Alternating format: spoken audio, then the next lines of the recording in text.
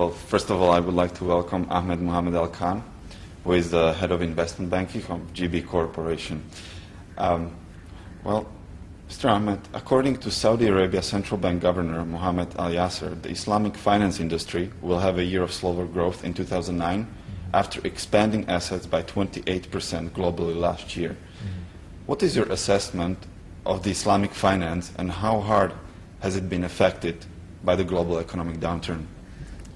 Every industry has been affected by the economic downturn, may it be conventional banking or Islamic banking. Islamic banking has been affected to a lower extent, the reason being by its sheer nature of operation.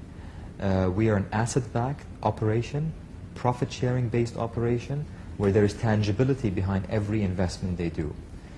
And that basically minimized the magnification of the problems as per what happened in the West, because it was derivative, option, and financial instrument traded, instrument which magnified the multitude of what had happened. So a simple subprime went into CDOs and CLOs and then started transcending into investment banking, into different sectors. Islamic banking doesn't do that because that's not within its core function. Its core function is to invest into economic accelerator projects, into accelerating employment, into creating industries. So every single transaction is asset-backed. And when one thing is asset-backed and not paper trail-backed, you kind of suppress it towards just that reduction within the valuation of that specific asset. So that's why it has been somewhat shielded, because it's just pure nature of its tangibility. But again, it has been impacted. Just like any other sector, and the central bank has done a very good job of that, is it tried to shield and prevent the herding mentality, which within Islamic banking did create some kind of an inflation within specific sectors. Like I was explaining, real estate has been, and real estate infrastructure and development has been a sector of interest, and a very profitable sector over the economic boom era, for 6 years. And a lot of banks, just like through their capitalistic nature, they rode the wave of that real estate boom. The returns were lucrative, the investment was low risk, but it created what I call herding. It was like herd mentality, that everybody thought it's profitable, let's all go there. When you have herding, you create inflation within that sector, and you hyperinflate it. And that was the only problem that was created, which Islamic banking faced, because now the sectors that invested in got devalued and shrunk a little bit.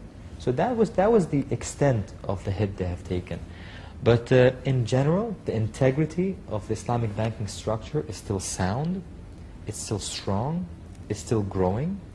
Now the economic downturn has taught them how to diversify, to go into different sectors, to start capitalizing on opportunities which at one point they could not capitalize on.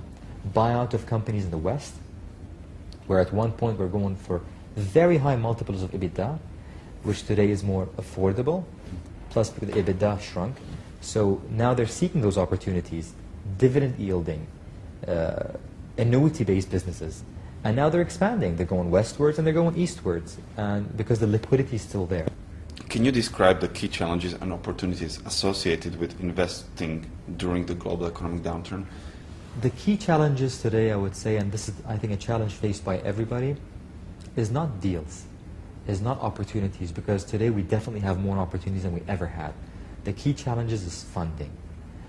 Funding, debt, leveraging is a problem for any banking sector, especially for an investment bank, which a majority of the deals is done off balance sheet, which we depend on third-party funds to come in and pool the money, to syndicate it so we can do an acquisition.